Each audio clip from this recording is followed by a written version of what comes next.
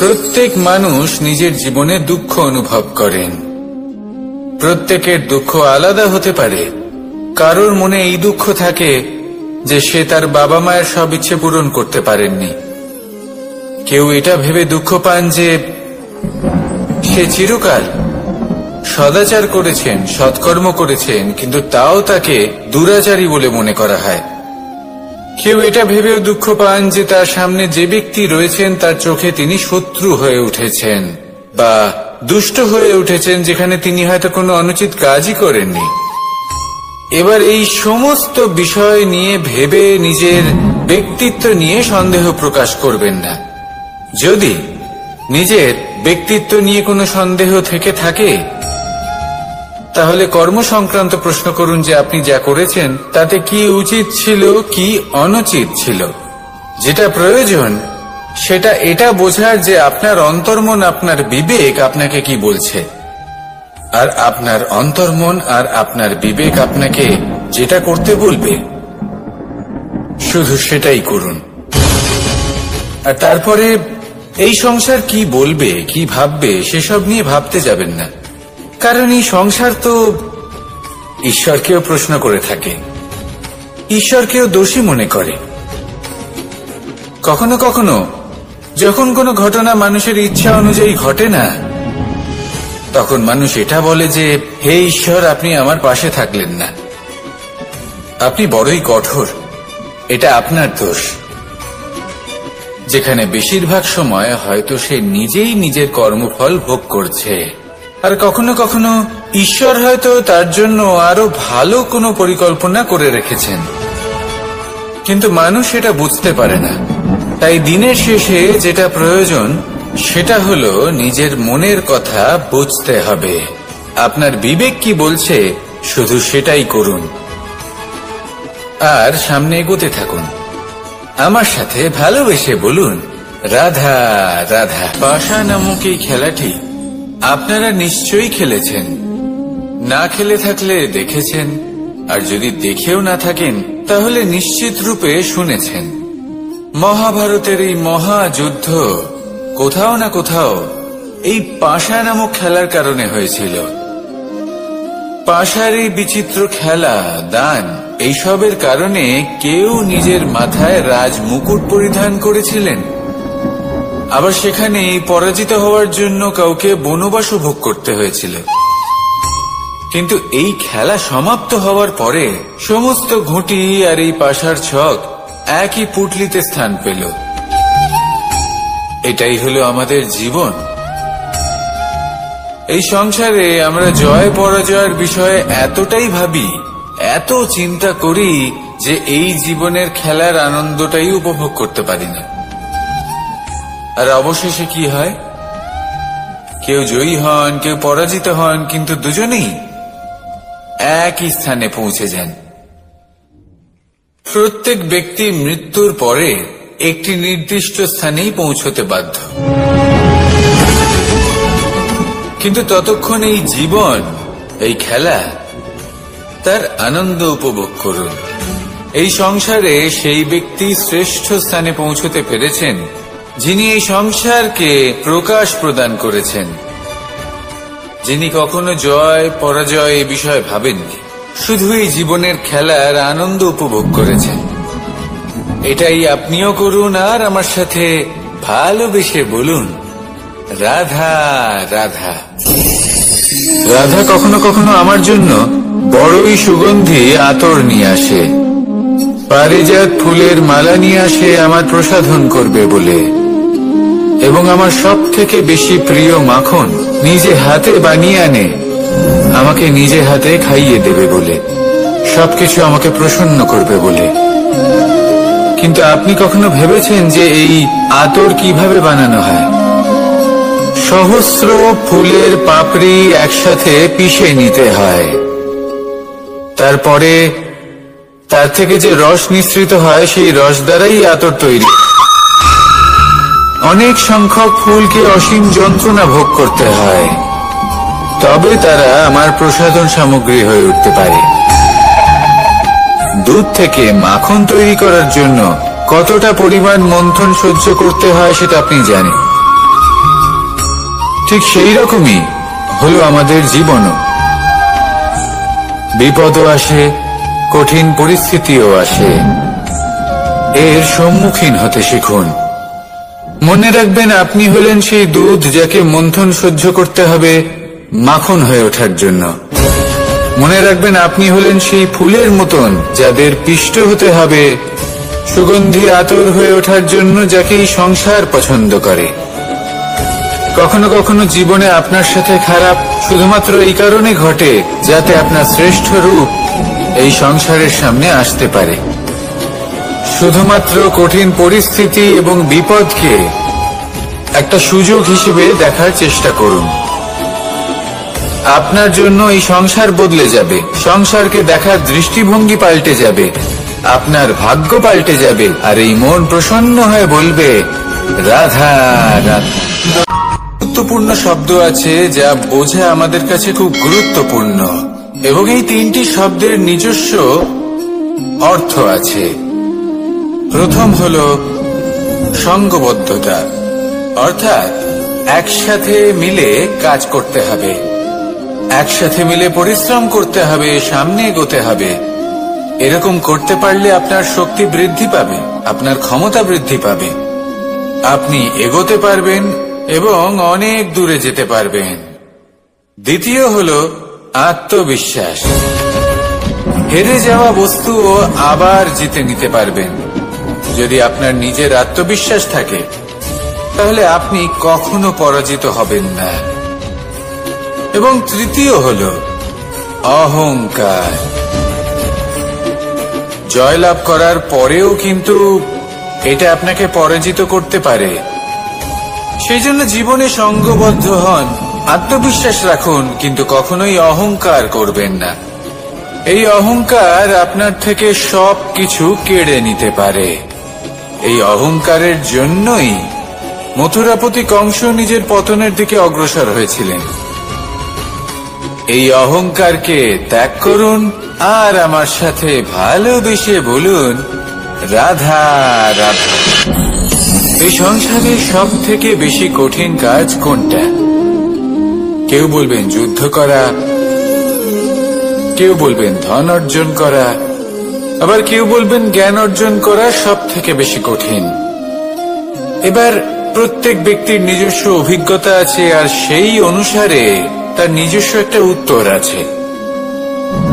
সাধারণভাবে দেখতে গেলে এই সংসারে সব থেকে কঠিন হল তপস্যা করা, অর্থাৎ সব কিছু ত্যাগ করে তপস্যায় নিজেকে বিলীন করে দেওয়া। এবার এর থেকে বেশি কঠিন এই সংসারে আর কি বা হতে পারে? এই সংসারে, এই সমাজে, নিজের পরিবারের মধ্যে থেকেও ধৈর্য ধরে সামনে অগ্রসর হওয়া, এটা হলো সব থেকে কঠিন কাজ। কারণ যখন আপনি তপস্যা করেন তখন সেখানে আপনার ধৈর্য ভাঙার মতো কেউ থাকেন না, না কোনো বন্ধু, না কোনো আত্মীয়, না কোনো শত্রু, কেউ না। কিন্তু যখন আপনি এই সমাজে, এই পরিবারে থাকেন, কোনো না কোনো ব্যক্তি এসে আপনার ধৈর্যের বাঁধ ভেঙে দেওয়ার ক্ষমতা রাখেন। তারা আপনার ধৈর্যের বাঁধ ভেঙে দেয়, আর কখনো কখনো তারা অনিচ্ছাকৃতভাবেই সেটা করে থাকেন। কারণ তাদের মানসিকতা আপনার থেকে আলাদা, তাদের কর্ম আপনার থেকে আলাদা, তাদের দৃষ্টিভঙ্গি আপনার থেকে আলাদা, জীবন যাপন আপনার থেকে আলাদা। সেক্ষেত্রে আপনি ধৈর্যচ্যুত হন, প্রসন্নতা আপনার থেকে ছিনিয়ে নেওয়া হয়। সেই জন্য এই সংসারে, এই পরিবারের থেকেও ধৈর্য ধরে সামনে অগ্রসর হওয়া কোনো পর্বতের শিখরে গিয়ে তপস্যা করার থেকেও অনেক বেশি কঠিন। আর যে ব্যক্তি এই সমাজেই, এই পরিবারে, সেই সকল মানুষের মধ্যে থেকে গিয়েও ধৈর্য ধরে অগ্রসর হতে থাকেন, যারা এই কাজটা শিখে নিতে পারেন, তারাই কিন্তু জীবনে আনন্দ লাভ করতে পারেন। এই ধৈর্যই শেষে আপনার জীবনে প্রসন্নতা বহন করে আনবে। তাই ধৈর্য ধরে জীবনের পথে অগ্রসর হন আর আমার সাথে ভালোবেসে বলুন রাধা রাধা। আমরা যখনই কোনো গাছের চারা রোপণ করি তখন সবার আগে পরীক্ষা করে দেখি যে যেখানে আমরা চারা রোপণ করতে চলেছি সেখানকার মাটি আদৌ উর্বর কিনা, সেই মাটি সেই চারাকে বাড়তে সাহায্য করবে কিনা। যখন একটা চারা রোপণের আগে আমরা এত কিছু ভাবতে পারি, তাহলে কাউকে বিশ্বাস করার আগে আমরা কেন ভাবি না? জীবনে কখনো এই বিশ্বাসরূপী চারা কোথাও রোপণ করার আগে বোঝার চেষ্টা করুন যে যার উপর আপনি বিশ্বাস করতে চলেছেন সে কি আদৌ আপনার বিশ্বাসের যোগ্য কি না। ভেবে দেখুন সেই ব্যক্তি ভবিষ্যতে গিয়ে আপনার বিশ্বাস ভাঙতে পারে কিনা। এটাও ভেবে দেখুন যে যাকে আপনি বিশ্বাস করতে চলেছেন তাকে আপনি বিশ্বাস করলে নিজের জীবনের উদ্দেশ্যে আপনি অগ্রসর হতে পারবেন কিনা। আর তার জন্য প্রয়োজন সঠিক সিদ্ধান্ত, পরখ করা, কোনটা উচিত কোনটা অনুচিত সেটা বোঝা। আর তাতে কিন্তু আপনি সন্দেহবাতিক হবেন না, তাতে আপনি আরো নিপুণ হয়ে উঠবেন। তাই যদি আপনি নিপুণ হয়ে উঠতে চান তাহলে বোঝার চেষ্টা করুন, পরখ করে দেখুন, কোনটা উচিত কোনটা অনুচিত বুঝুন। আর বিশ্বাস তখনই করুন যখন আপনি 100% নিশ্চিত হবেন যে সে বিশ্বাসের যোগ্য। আসুন আমার সাথে ভালোবেসে বলুন, রাধা রাধা।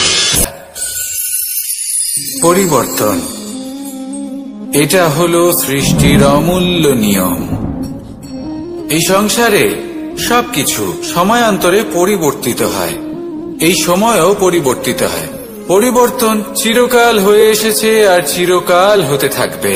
কিন্তু এবার আমরা সেই পরিবর্তন কিভাবে লাভ করব যেটা আমাদের প্রয়োজন, যেটা আমরা চাই।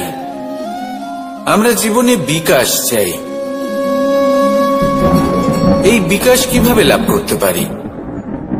এই প্রকৃতি কিন্তু আমাদের অত্যন্ত উত্তম উদাহরণ দিয়ে বুঝিয়েছে। একটি বিন্দুর উদাহরণ দিয়েছে যা ভবিষ্যতে একটা বিশাল নদীর আকার ধারণ করে। এটা কিভাবে হয়? মেঘ থেকে একটি বিন্দু ঝরে পড়ে সেই পর্বতের ওপর যেখানে হিম আছে। সেই হিমের সংস্পর্শে আসা মাত্র সেই বিন্দুর সাথে আরো বেশ কিছু বিন্দু যুক্ত হয়। তারপর তারা অগ্রসর হয়, আরো কিছু বিন্দু যুক্ত হয়, আস্তে আস্তে একটা ক্ষীণ ধারার রূপ ধারণ করে এবং সেটাই ভবিষ্যতে আরো এগোতে থাকে। অনেকটা যাওয়ার পর যখন অনেক সংখ্যক বিন্দু একসাথে যুক্ত হয় তখন সেটা বিশাল নদীর আকার ধারণ করে। এবার আমরা মানুষ বলে আমাদের সাথে এই নিয়মের অন্যথা হয় তা নয়। আমরাও এই প্রকৃতির অংশ, আমাদের ক্ষেত্রেও একই নিয়ম প্রযোজ্য। যখন পরিশ্রম করে অনেক সংখ্যক বিন্দু আমরা একত্রিত করব তখনই পরিবর্তনের নদী প্রবাহিত হবে। প্রয়োজন হল নিরন্তর পরিশ্রম করা এবং ধৈর্য ধরা। এটা করতে থাকুন, জীবনে সবকিছু লাভ করতে পারবেন। কারণ প্রকৃতি আমাদের এটাই শিখিয়েছে, আর আমরা এই ব্রহ্মরই একটি অংশ, যার দ্বারা এই ব্রহ্মাণ্ড নির্মিত। আসুন আমার সাথে ভালোবেসে বলুন, রাধা রাধা। কখনো এই প্রকৃতির দিকে তাকিয়ে থাকবেন। এই প্রকৃতি অনেক ধরনের শিক্ষা দেয়। কোন একটা গাছকে দেখুন কিভাবে সে মাটি থেকে জল শুষে নেয়। সে ঝড় হোক বা হোক কড়া রোদ সব সহ্য করে এবং অবশেষে সে ফল ধারণ করে।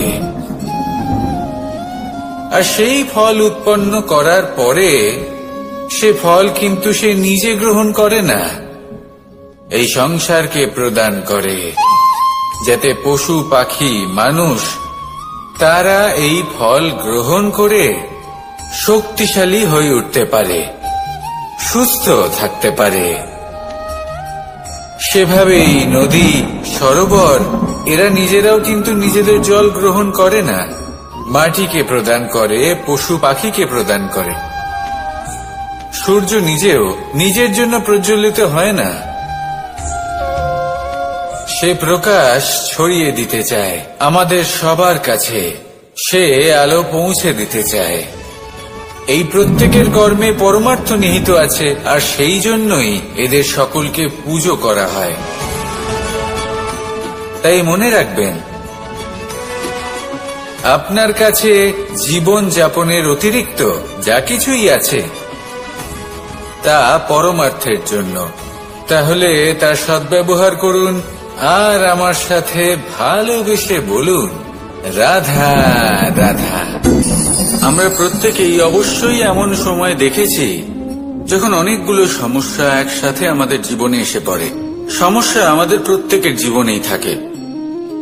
আমরা তার সমাধান খুঁজতে চেষ্টা করি, কখনো সমাধান খুঁজে পাই, আবার কখনো যতই চেষ্টা করি না কেন কোনো সমাধান খুঁজেই পাই না। আর যখন এটা হয় তখন মানুষ অত্যন্ত বিচলিত হয়ে পড়েন। নিজের আত্মীয় স্বজন, নিজের বন্ধু বা সংসার, এদের ওপরে এই দোষ চাপিয়ে দেন যে এদের জন্যই এই সমস্যা এসেছে। এবার যদি আমি আপনাকে কোনো পরামর্শ দিই তাহলে এটাই বলবো যে দৃষ্টিভঙ্গি পাল্টে দেখুন।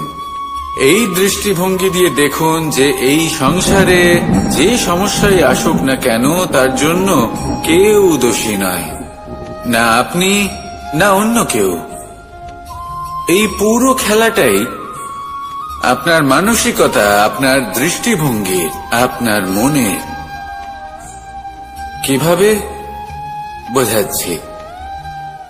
যখন আমাদের মন শক্ত থাকে তখন কঠিন থেকে কঠিনতর পরিস্থিতিও আমাদের জীবনে খুব বেশি হলে প্রতিস্পর্ধা হয়ে থেকে যায়। সেখানে যদি আমাদের মন দুর্বল থাকে তখন অল্প কঠিন পরিস্থিতিও আমাদের কাছে খুব বড় সমস্যা হয়ে যায়, তাই না? একটা শক্ত মন কঠিন পরিস্থিতিকে প্রতিস্পর্ধা হিসেবে দেখে আর তার মধ্যে ওটা সুযোগ খুঁজে নেয়। আমাদের শুধু এটাই করতে হবে। এই সংসারে অন্য কাউকে দোষী মনে করলে আপনার সমস্যা দূর হয়ে যাবে না। সেই জন্য এই সংসারকে দোষ দেওয়ার বদলে এই সমস্যার মূলে চলে যান, সেটাকে বুঝুন, নিজের এই মনকে শক্ত করে তুলুন। যদি আপনার মন শক্তিশালী হয় তাহলে এই সংসারে অনেক বড় বড় কঠিন থেকে কঠিনতর পরিস্থিতিও যদি আসে, আপনার জীবনে যতই বড় বড় সমস্যা আসুক না কেন আপনার লক্ষ্য লাভে বাধা দিতে পারবে না। আসুন আমার সাথে ভালোবেসে বলুন, রাধা রাধা। আমরা সবাই পাথর দেখেছি, পর্বতও দেখেছি, শুকনো পাতাও দেখেছি, শ্যামল বনানীও দেখেছি। কখনো ভেবেছেন পাথরের অস্তিত্ব কিন্তু ততক্ষণ পর্যন্ত যতক্ষণ সে পর্বতের গায়ে আটকে থাকে। যখন সেই পর্বত থেকে সেই পাথর ভিন্ন হয়ে যায় ও নিজের অস্তিত্ব হারিয়ে ফেলে। আস্তে আস্তে কখনো পাথর কেটে বা কখনো পিষ্ট হয়ে সেই পাথর আস্তে আস্তে মাটিতে পরিণত হয় এবং পূর্ণরূপে নিজের অস্তিত্ব হারিয়ে ফেলে। এটাই পাতার সাথেও হয়। এই পাতা যতক্ষণ গাছের ডালের সাথে যুক্ত ততক্ষণ তার অস্তিত্ব থাকে। যখনই ডাল থেকে বিচ্ছিন্ন হয় সেও নিজের অস্তিত্ব হারিয়ে ফেলে। আর এটাই আমাদের সাথেও হয়। যতক্ষণ আমরা নিজেদের আপনজনের সাথে যুক্ত থাকি আমাদের অস্তিত্ব বজায় থাকে। যখন আপনজনদের সাথে সম্পর্ক ছিন্ন করি তখন আমরাও আমাদের অস্তিত্ব হারিয়ে ফেলি। এবার এই সংসারের প্রত্যেক ব্যক্তি স্বতন্ত্র থাকতে চান, আর অনেক ব্যক্তি স্বতন্ত্র থাকবেন বলে আপনজনদের দূরে করে দেন আর তাদের সাথে এই সম্পর্ক ছিন্ন করেন। এটা কি সত্যি প্রয়োজন? আপনজনদের সাথে সম্পর্ক ছিন্ন করে নিজের অস্তিত্ব হারিয়ে ফেলা প্রয়োজনীয়, নাকি আপনজনদের সাথে সম্পর্ক বজায় রেখে নিজেদের স্বতন্ত্র করে রাখা সেটা আবশ্যক? নির্বাচন আপনারই। আসুন আমার সাথে ভালোবেসে বলুন, রাধা রাধা। আপনি কি কখনো নৌকা যাত্রা করেছেন? করে না থাকলেও নিশ্চয়ই দেখেছেন যে এই জল যা নিজের অন্তরে সব কিছু সমাহিত করে নিতে পারে, এই নৌকা সেই জলের ওপরেই ভেসে থাকে। নদীর স্রোত কাটিয়ে সে সামনে অগ্রসর হয়। কিন্তু যদি এই নৌকায় কোনো ছিদ্র হয়, তাহলে কিন্তু সেই নৌকা ডুবে যাবে। আর এতে কোনো তফাৎ হবে না যে সেই ছিদ্র ছোট নাকি বড়, নৌকা ডুবে যাবে। এই ছিদ্র হলো আমাদের জীবনে আমাদের অপগুণ, আমাদের দোষ, আমাদের বিকার। কখনো এটা ভাববেন না যে এই দোষ খুবই ছোট, এতে কিছুই যাবে আসবে না। না, সেই ছোট দোষ, সেই ছোট বিকার যদি সেটাকে শুধরে না নেন, তাহলে সেটা আপনাকে আপনার পতনের দিকে নিয়ে যাবে। শেষ পর্যন্ত এটা আপনার উপর নির্ভরশীল যে আপনি কি চান। আপনার জীবনের এই নৌকা এভাবেই ডুবে যেতে দেখবেন, নাকি নিজেকে শুধরে নিয়ে সেই নৌকার সেই ছিদ্রটাকে ভরিয়ে তুলতে চাইবেন? নির্বাচন আপনার। আসুন আমার সাথে ভালোবেসে বলুন, রাধা রাধা। জল, জলই পৃথিবীতে বেঁচে থাকার জন্য আবশ্যক তো বটেই, কিন্তু এই জল আমাদের একটা অত্যন্ত গুরুত্বপূর্ণ শিক্ষা প্রদান করে। কখনো এই জলকে দেখেছেন? যে পরিস্থিতিতেই এই জল প্রবাহিত হোক না কেন, এর উপর যা কিছুই প্রভাব থাকুক না কেন, এর পথে যতই বাধা আসুক না কেন, তার মধ্যে থেকে ও নিজের পথ ঠিক বের করে নেয়, কিন্তু নিজের প্রবাহ থামতে দেয় না, ক্রমাগত অগ্রসর হতে থাকে। সেরকমই একটা শিক্ষা যেটা আমরা জল থেকে পেয়ে থাকি, তা হলো এটা: আমরা যখন জলের দিকে তাকাই তখন আমরা নিজের প্রতিবিম্ব দেখি, স্পষ্টভাবে দেখতে পাই। কিন্তু তখনই দেখতে পাই যখন এই জল শান্ত থাকে, স্থির থাকে। যদি এই জল অশান্ত হয়ে থাকে, স্থির না হয়, তাহলে আমরা এতে নিজের প্রতিবিম্ব দেখতে পাই না। এটাই আমাদের মনের সাথেও হয়ে থাকে।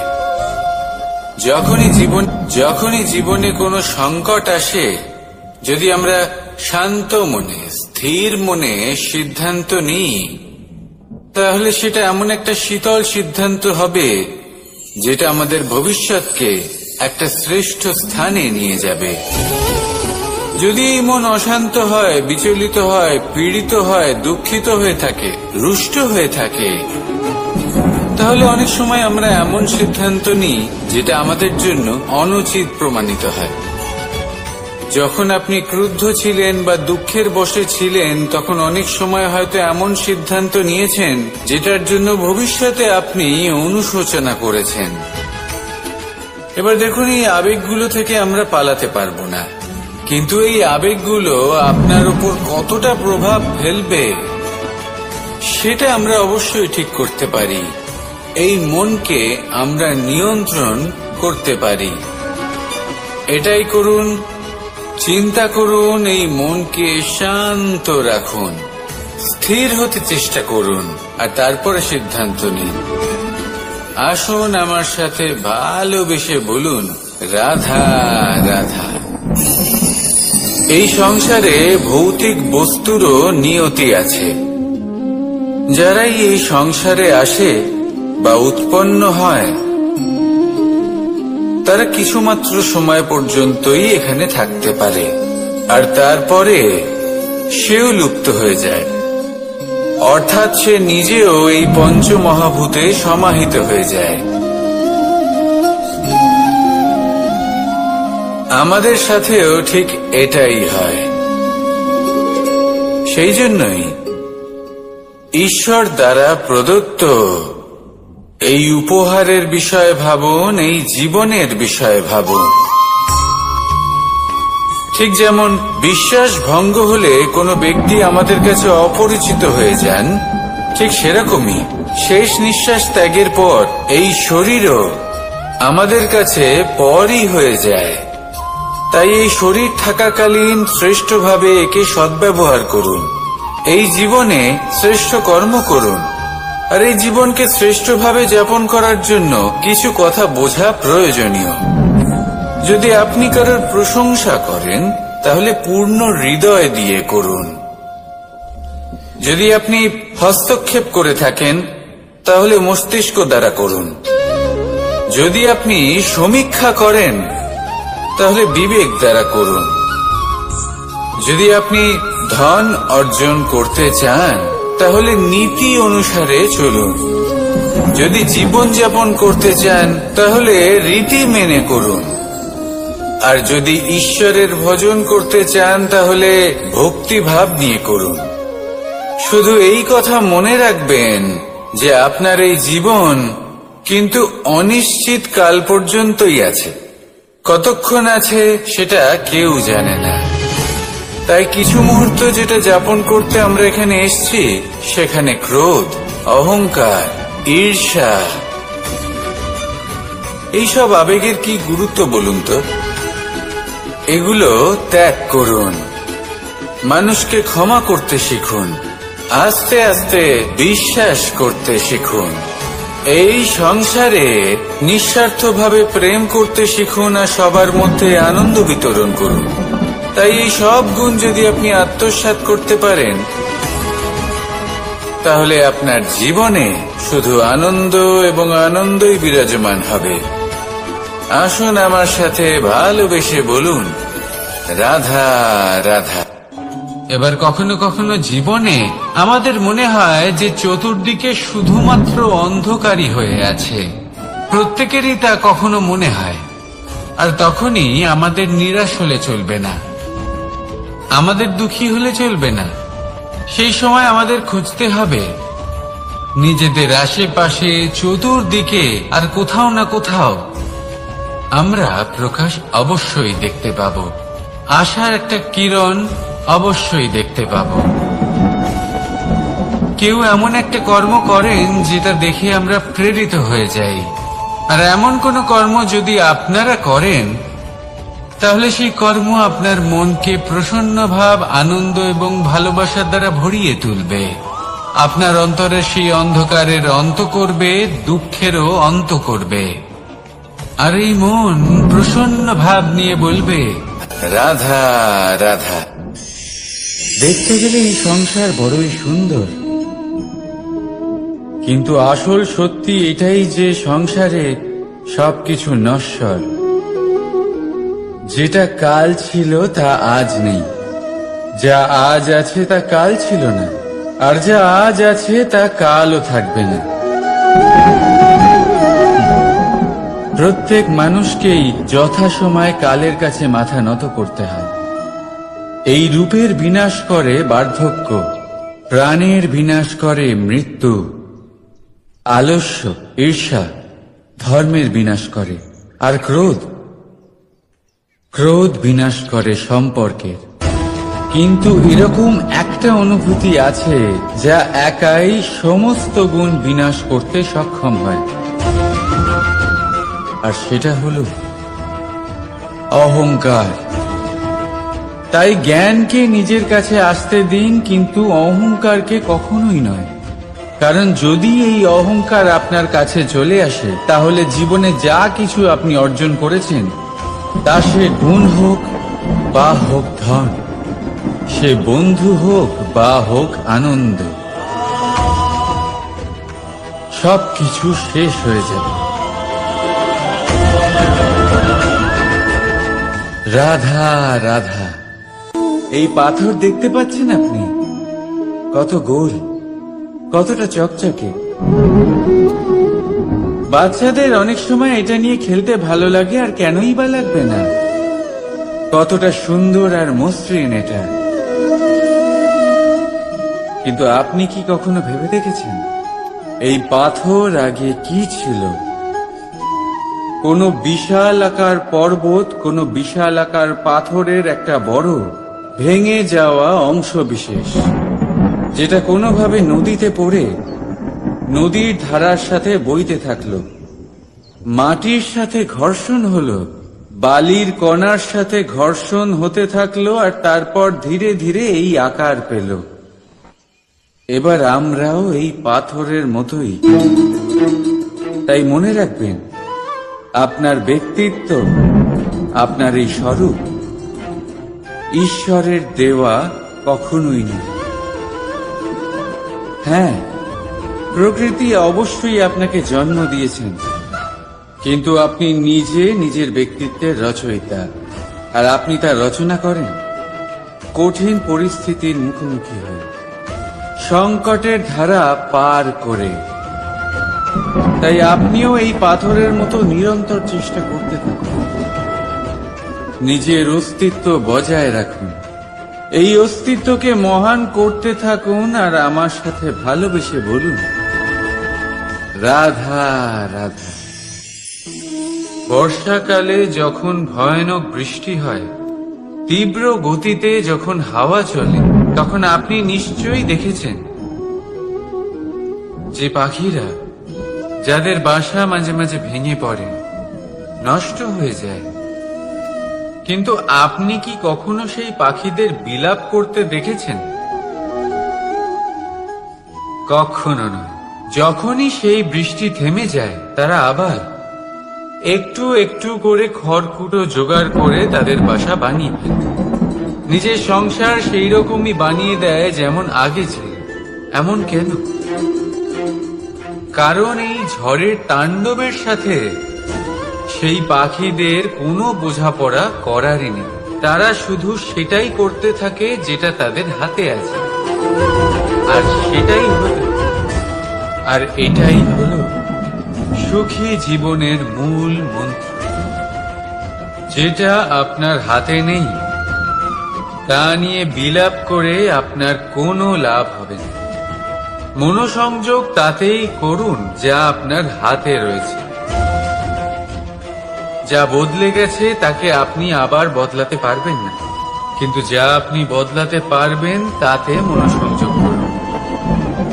এই জীবনে একটু ধনাত্মক হয়ে উঠুন, দেখবেন সব শুভ হবে। রাধা রাধা।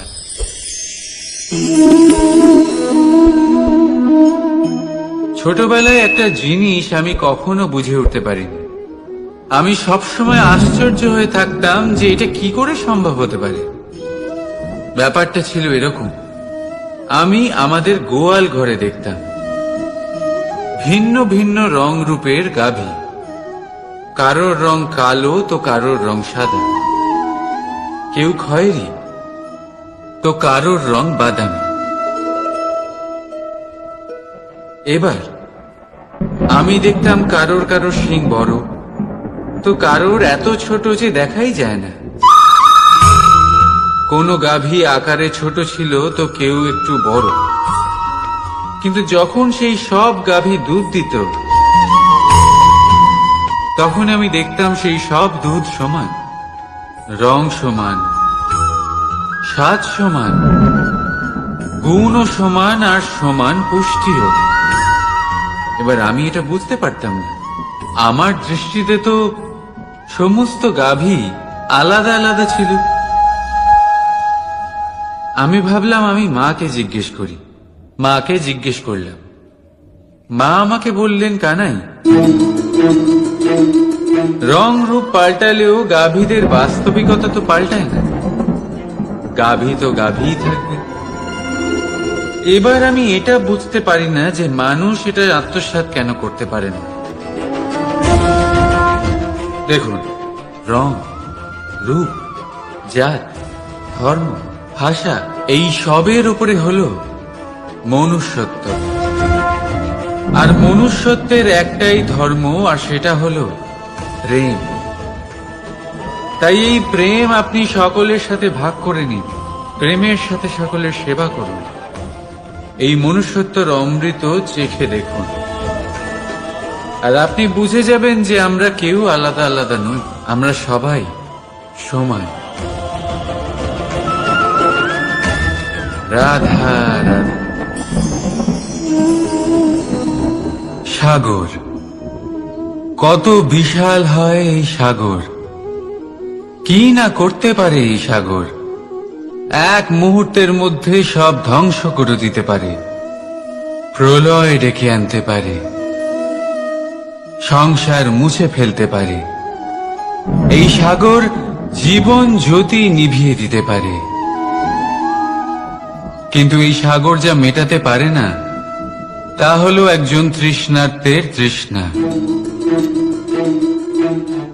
অন্যদিকে এই ঘোড়া যা এতটাই ছোট যে গোপিনীরা একসঙ্গে অনেকগুলো নিয়ে চলতে পারে, কিন্তু এই ছোট ঘোড়া অনেকের তৃষ্ণা মেটাতে পারে। এবার বলুন, জল সাগরেও আছে, আবার এই ঘোড়াতেও। তাহলে পার্থক্য কোথায়? এখানে পার্থক্য হলো তাদের আচরণের মধ্যে। একজন মাটির মধ্যে মিষ্টি জল ধরে রাখে, তো আরেকজন নিজের নোনা জলের আঘাতে যে কাউকে মাটিতে মিশিয়ে দিতে পারে। আপনি কি হতে চাইবেন? সাগরের নোনা জল হয়ে কারোর আশা চূর্ণ বিচূর্ণ করে দিতে, নাকি মিষ্টি জলের ঘোড়া হয়ে কারোর তৃষ্ণা মেটাতে? সিদ্ধান্ত আপনার। রাধা রাধা। কতবার এমন হয় আপনি কোনো কাজ করার জন্য কাউকে দায়িত্ব দেন, কিন্তু সেই ব্যক্তি সেই কাজ সম্পন্ন করতে পারে না, অসম্পূর্ণ রেখে দেয়, অথবা ঠিকভাবে করতে পারে না। এবার এই পরিস্থিতিতে কি হয়? আপনি ক্রুদ্ধ হয়ে যান, তার উপরে আপনি রেগে যান, তাকে তিরস্কার করেন, আর তারপরে সেই কাজ সম্পন্ন করতে আপনি নিজেকেই নিযুক্ত করেন, আর শেষ পর্যন্ত সেই কাজ সম্পন্ন হয়েই যায়। এবার এই বিষয়ে সমস্যা সেই ব্যক্তির চেষ্টায় নয়, সমস্যা আপনি যে সেই ব্যক্তিকে ভরসা করলেন তার ছিল। আমরা অন্যের প্রতি ভরসা করাকে প্রথম পদক্ষেপ বানিয়ে, আর নিজের উপরে বিশ্বাসকে শেষ সম্বল। কিন্তু তার বদলে এটাই হওয়া উচিত যে নিজের উপরে ভরসাকে আমরা প্রথম পদক্ষেপ বানাই, তাকে নিজের সহায় মানতে হবে। যদি আপনি এমন করেন তাহলে পরিণাম আরো সুখকর, আরো আনন্দদায়ক হবে। তাই মনে রাখবেন, এই সংসারে আপনার সব থেকে বড় ভরসা আর কেউ নেই। এই সংসারে আপনার সব থেকে বড় রক্ষাকর্তা আর কেউ নেই, বরং আপনি নিজেই। রাধা রাধা। আসুন আপনাকে একটা প্রশ্ন করছি, সোনা আর লোহার মধ্যে তফাৎ কি? এবার বেশিরভাগ লোকের উত্তর এটাই হবে যে সোনা বহুমূল্য, সোনার মূল্য লোহার থেকে অনেক বেশি। এটা ঠিক, কিন্তু আমাদের এটা ভোলা ঠিক হবে না যে সোনা আমাদের সাজগোজের কাজে লাগে, আমাদের আরো বেশি সুন্দর দেখায়। অন্যদিকে লোহা সেই সৈনিকদের ঢাল ও তলোয়ার হয়ে তাদের রক্ষা করে, যারা আমাদের প্রাণকে রক্ষা করেন। এই সৈনিক না থাকলে আমাদের প্রাণও থাকবে না। এবারে বলুন, সোনার মূল্য বেশি হওয়াতে কি লোহার মূল্য কমে যায়? কখনোই নয়। ঠিক সেইভাবে এই জীবনে আপনি যতই চেষ্টা করুন, কিছু না কিছু এমন থেকে যাবে যা আপনি কখনোই পাবেন না, আর সেই কারণে নিজেকে অক্ষম মনে করা অনুচিত। হতে পারে আপনার কাছে সেই গুণ আছে যেটা সংসারে আর কারোর কাছে নেই। সেই গুণটাকে চিনুন, সেটাকে বাড়ান, আর সেটাকে ব্যবহার করুন। তাই মনে রাখবেন, সংসারে প্রত্যেকটা ব্যক্তি বিশেষ হয়, আর এই সংসারে সবাই সবকিছু পায় না। নিজেই দেখে নিন, সোনাকে যে দোকানে সাজিয়ে রাখা হয় সেই দোকানের তালা লোহা দিয়ে তৈরি হয়। রাধা রাধা।